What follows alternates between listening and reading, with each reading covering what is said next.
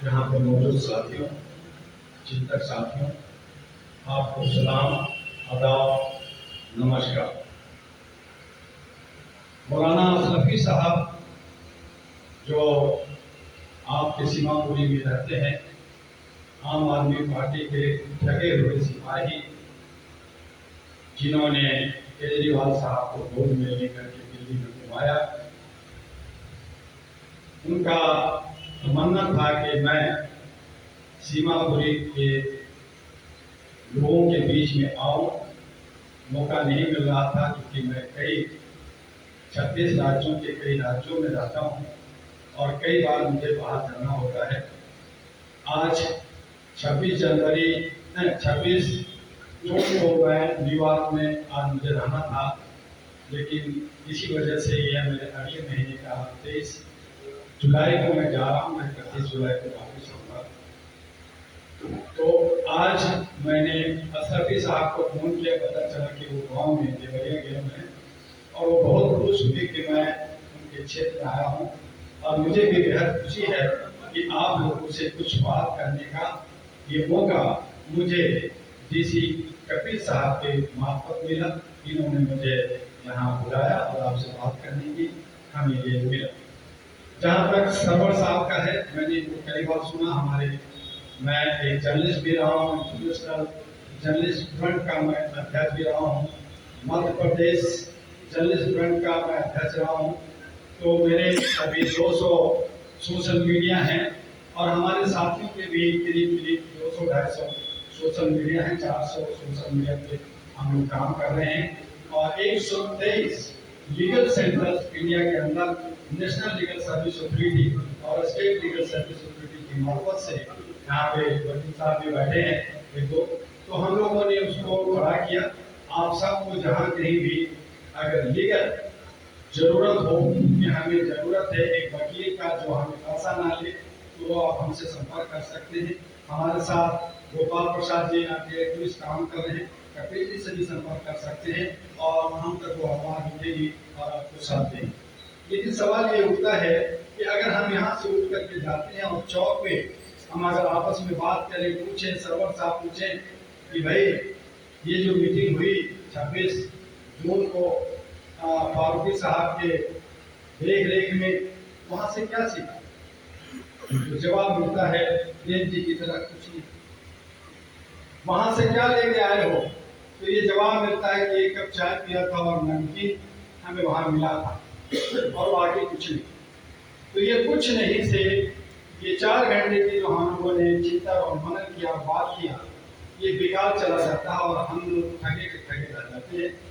और इसी का फायदा जो आज का प्रस्तावना है, इसका फायदा जो चतुर और चालाक जो लोभी टाइप के समाज के अंदर हैं, जो विधायिका के अंदर बैठे हैं, विधायिका के अंदर वो प्रवेश किए हुए हैं, वो आपका फायदा उठाते हैं। और आप बार बार हमारे कई साथी ने कहा कि हम ठगे जाते हैं और किसी एक काम चलता रहता है 5 साल का 5 साल का हो जाता। तो हम सभी लोग अपने अधिकारों की बात करते हैं, हम सभी बाबा अम्बेडकर साहब को सैल्यूट करते हैं, हम सभी 4000 पेज की संविधान बचाने की बात करते हैं। लेकिन मैं आपको बताऊं कि मैंने बहुत सारे चीफ जस्टिस और जजेस से लगातार मेरा संपर्क आता है। मैं उनसे भी पूछता हूँ कि सर क्या आपने संविधान पढ़ा? अरे संविधान पढ़कर छोड़ो। हमारे दिल्ली के हाई कोर्ट में डबल बेंच में ऐसे जज हैं जो डबल बेंच में चुपचाप सोए रहते हैं। भाई क्या कर रहे हैं अभी? और मीटिंग चल रही है, एक तो देखा ना सुन, वकील साहब बोले जा रहे, बोलने दो, हमें अभी थोड़े देना है, हमें जब देना होगा ऑर्डर तो अभी तो 4 2 साल 4 साल 5 साल चलेगा, 15 साल तो देश चलेगा, उसके बाद मीटिंग अभी क्या सुनने। तो वो आराम से चेयर पे बैठ करके सुनते रहते हैं और यही हालत हमारे देश की दुर्दशा का है। तो मेरे दोस्तों, आज जरूरत है कि जिस तरह से आप सब लोगों ने 2013 के अंदर आपने आंदोलन छेड़ा था दिल्ली के अंदर, मैं उस वक्त भारत पे भ्रमण था, 6 बार में भारत का भ्रमण, एक स्वराज मार्ग लेकर के किया। उसमें हमारे बहुत सारे साथी साथ दिए थे, हमारे अलग अलग मुस्लिम यूनिवर्सिटी के लोग भी उसमें साथ दिए थे और वो सारा जो आम आदमी पार्टी का जो स्ट्रक्चर बना, उसका बुनियाद पड़ा, और किस तरह से बना, कहाँ मीटिंग हुई, कैसे छोटे से रूम में बना, वो सब हम लोग जानते हैं और समझते हैं। लेकिन आज वो आम आदमी पार्टी जो हमारी दिल्ली की सरकार है, वो आज आरएसएस का बी ग्रुप बन गया है, उनके गोद में बैठ गया है। तो आप बीजेपी को कहते हैं आरएसएस की पार्टी, वो ये कर रहा है, वो कर रहा है, वो कर रहा है, उसकी एजेंडा है। हर एक का एजेंडा होता है, आपकी भी मीटिंग का भी एजेंडा, उसी तरह से उनका भी एजेंडा है, तो वही भी वो भी करते। और मजे की बात है कि सरवर साहब ने कहा कांग्रेस, तो कांग्रेस को तोड़ करके कांग्रेस के अंदर आज भी 90% लोग आरएसएस के लोग उनको घेर रखा, उनके अंदर बैठे। मैं यहाँ बोल रहा हूँ, कोई भी मेरे पेट को ले जाकर ले जाए और मुझे अरेस्ट कराना चाहे करा सकता। हमारे पर भी नजरें रहती है, हमारे घर, हमारे जो ऑफिस है, जब वहाँ पे उन लोगों ने मेरे मोबाइल को पता नहीं किस सिस्टम से उन्होंने बंद कर रखा है, आवाज ही नहीं आती, कभी साहब फोन करते नहीं बता हुआ साहब। तो हमारे पीछे भी बहुत लोग लगे, हमने कहा कोई बात नहीं। हालांकि अमित शाह हमारे दोस्त रहे, कभी जब वो एमएलए थे तो अहमदाबाद के अंदर जब हम लोग रोड में इंसानी हुकूक की लेकर के रैली कर रहे थे, तो उन्होंने आकर के हमें माला पहनाया। लेकिन वो इंसानी हुकूक के सबसे बड़े जानी दुश्मन आज बना हुआ। तो इसलिए इन सारी बातों को छोड़िए, बहुत सारे राजनीति होती है, बहुत सारा कुछ होता है। हमारे बीच में ये है कि बहुत सारे संगठन, बहुत सारे मोर्चा, बहुत सारे पार्टी, बहुत सारे 5.5 लाख रजिस्टर्ड पार्टियां, 42 लाख से ज्यादा एनजीओ है रजिस्टर्ड। अभी 6-7-8 दिन पहले 80 पार्टी का रजिस्ट्रेशन कैंसिल किया गया। 3 दिन पहले 111 पार्टी का रजिस्ट्रेशन कैंसिल किया गया, और तीसरी जो है लिस्ट आने वाला, उसमें करीब 180 पार्टियां और रजिस्टर जागृति कैंसिल होने वाली।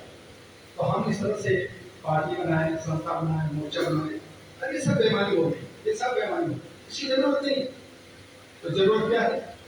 जरूरत है हम सबको, चाहे वो कोई भी पार्टी के लोग हों, किसी भी संगठन के लोग हों, किसी भी मोर्चा के लोग हों, सब लोग उसमें से दबंग लोग, समझदार लोग बाहर निकले और सब मिल करके एक जन क्रांति, चाहे वो आप कहते हैं कि अभी जो है बहुत बड़ा क्रांति था, बहुत बड़ा आंदोलन था, वो अन्ना का।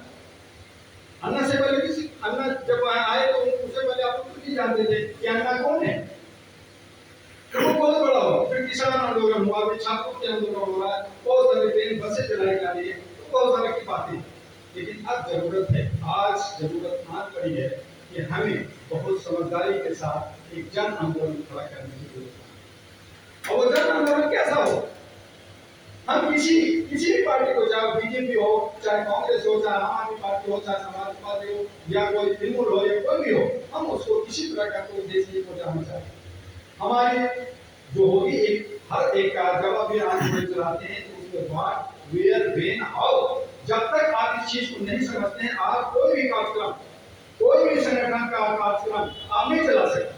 अब चला देते, मीटिंग करते, और करने के बाद होगी क्या हुआ तो बोलते गए, सुनता गए, उसके बाद चाय पिया, हुआ ठीक हो गया। तो ये आपने कुछ नहीं किया। तो उसके लिए जरूरी है कि हमें जनता की जो नब्ज है, जनता क्या चाहती है, उस पे हम लोग एक आंदोलन पहले चलाए। और उसके लिए हम लोगों ने एक पूरा बड़ा स्ट्रेटेजी तैयार किया है। बड़े सारे लोग आईएएस और जो समाज ग्रुप के लोग थे, कपिल साहब जैसे, हमारे प्रेम जी जैसे, हमारे गोपाल राय जैसे, सरवर जी जैसे, फारूकी जैसे साहब लोग जैसे, इन सभी से हम लोगों ने बात किया है और लगातार बात चल रहा है। और उस पे हम लोग एक जन आंदोलन अगस्त क्रांति, और अगस्त क्रांति कहलाता है, भारत छोड़ो आंदोलन 1942 में हुई थी। तो उसी दिन हम लोग जो है जंतर मंतर, चूंकि वो जनता का जगह है, वहां पे हम आवाज उठाते हैं। अगर हम नंद नगरी में खाली उठाते हैं तो नंद नगरी तक हम सिमट जाते हैं। एक साथी ने कहा कि नंद नगरी में भी अगर जोड़ लगाएंगे, अगर आप अपना जो है बच्चों को दिखाएंगे, मजबूती दिखाएंगे, तो वो जो है नमूना बन जाएगा, और पूरी दिल्ली क्या पूरा भारत में भी वो नमूना पास हो सकता है। बिल्कुल सही, बिल्कुल सही। लेकिन दिल्ली हमारी राजधानी है, दिल्ली के अंदर पूरे भारत के लोग रहते हैं, यहाँ दशा और दिशा इंटेलेक्चुअल सिटी कहलाता है। हालांकि कुछ लोगों के नजरों में सिटी भी कहलाता है, लेकिन इंटेलेक्चुअल सिटी है कि दिल्ली पहले के लोग हैं, बहुत सारे लोग सरकारी महकमे के लोग यहाँ रहते हैं। इसके लिए हमें जरूरत है कि बिना किसी के कटाक्ष किए, बिना किसी को कोई गाली दिए, बिना किसी को कोई ठेस पहुंचाए, हम जो है मांग करना चाहते हैं जनता की मांग। उसमें हमने 8 अगस्त को हमने आवाज उठाई, हम लोग हमने सब लोग मिलकर करने जा रहे हैं कि जनता मंत्र चलो, जनता मंत्र चलो। और उसमें जनता की मांग क्या होगी? तो हमारी मांग है शांति, पीस, शुद्ध पानी, शुद्ध हवा, शुद्ध भोजन, सस्ती स्वास्थ्य, सस्ती शिक्षा, सभी को रोजगार, नौकरी, महंगाई पर रोक, भ्रष्टाचार पर अंकुश के साथ विशुद्ध लोकतंत्र की बहाली, सुशासन में अधिकार की मांग, ये हमारा एक मुद्दा है। उसके बाद इसमें अपील आता है कि ये जो मुद्दा है इसका अपील क्या करना चाहते हैं। तो अपील है कि मेरे प्रिय चिंतक साथियों, हम सब कब तक चुप रहेंगे? खामोश रहने वाले लोग 40% हैं, 60% वोट देते, 40% वोट ही नहीं देते, और 60% में वोट बढ़ता है, और जिसके झोली में 30-31% आता है वो राजा है। और आज हमारा जो प्रधानमंत्री है वो प्रधानमंत्री हमारा नहीं है, सरवर साहब का नहीं है, कपिल साहब का नहीं है, तो किसका है? 272 बीजेपी के जो सांसद हैं उसका प्रधानमंत्री, वो चुनता है कि हमारा देश का प्रधानमंत्री हम नहीं चुनते। आज राष्ट्रपति का चुनाव होने जा रहा है, 28 जुलाई को चुनाव होगा, वहाँ हम लोग कोई लोग नहीं, हमारे जनप्रतिनिधि साहब सांसद हैं और विधायक हैं, वो लोग तय करेंगे कि कौन राष्ट्रपति होगा। और अगर वो जैसे साथी ने मेरे बीच में कहा कि साहब वो तो जो है महाराष्ट्र से गुजरात और गुजरात से जो है गुवाहाटी घूम रहे हैं, चार्टर प्लेन में घूम रहे हैं, 70 लाख पर डे का खर्चा हो रहा है। उसमें मेरे कई साथी, मेरे भी फोन पे बहुत सारी बातें हुई, मुझे भी कहा गया जी आप गुवाहाटी और उनको समझाओ, तो समझाएं क्या जब ये लोग बिक रहे हैं जहाँ 50 करोड़ 500 करोड़ का सौदा हो रहा है, जहां लोग बिक रहे हैं वहां मेरी क्या औकात है? भाई मैं नहीं जाऊंगा, मैं तो कपिल साहब के पास, मैं तो सीमापुरी जाऊंगा। और मैं सीमापुरी आया, आज हालांकि मेरे 3 प्रोग्राम थे, एक सफदरजंग में था आल हिंद पार्टी का, और एक हमारा था वो दिल्ली से बाहर वो समय को बात की तरफ, तो वहाँ पे बहुत सारे सैनिक और किसान जवान, लेकिन उसमें भी कहा कि नहीं, मैं कपिल साहब को वचन दिया है और मैं कपिल साहब के पास जाऊँ, क्योंकि मुझे सीमापुरी जाना है, और ये मैंने मौलाना असलम साहब को भी वादा किया है, वो वादा मुझे पूरा किया। तो हमने कहा कि मेरे प्रिय चिंतक साथियों, हम सब कब तक चुप रहेंगे? थोड़ी सी, मैं चश्मा नहीं है मेरे को, ये दिखता गोपाल जी प्लीज इसको पढ़ देना आप, इतना सा। प्रिय चिंतक साथियों, आखिर हम कब तक चुप रहेंगे? हाल के दिनों में देश कहाँ जा रहा है इससे तो आप सभी अवगत हैं। हम सभी काले अंग्रेज़ों की गुलामी और अंध हाल के दिनों में देश कहाँ जा रहा है, इससे हम सभी काले अंग्रेज़ों की गुलामी और अंधभक्ति में जी रहे हैं।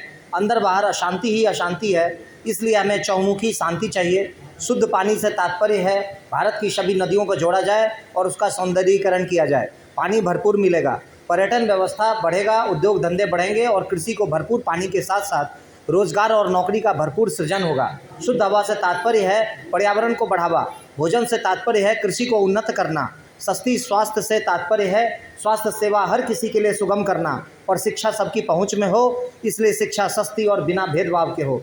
हमारे नौजवान को रोजगार, नौकरी की पूर्ण व्यवस्था हो, महंगाई और भ्रष्टाचार पर पूर्ण अंकुश हो।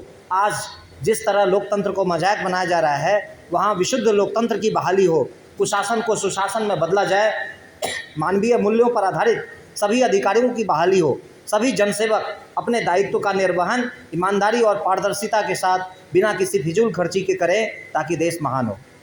ये हमारी अपील का हिस्सा है।